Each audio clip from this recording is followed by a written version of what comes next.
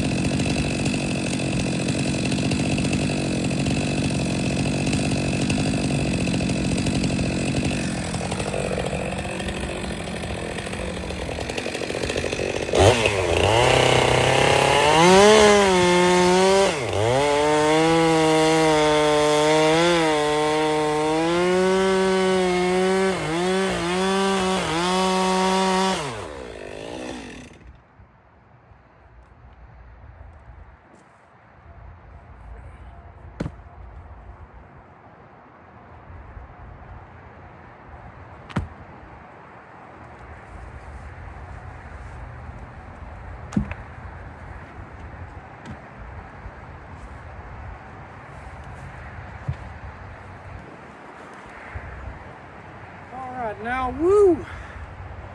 Don't have my microphone today, but that's all right. I think you can hear me. It's really windy. So we got a pretty good amount of locust wood mucked up. That'll be about a truckload of wood, and I gotta run. I got things to do, but I wanted to stop in and make some use of my time and be efficient with my time instead of sitting around wasting it. So once again, thanks for watching. We'll come back and finish bucking the rest of this locust wood and get it split up in another video in the near future. See you later.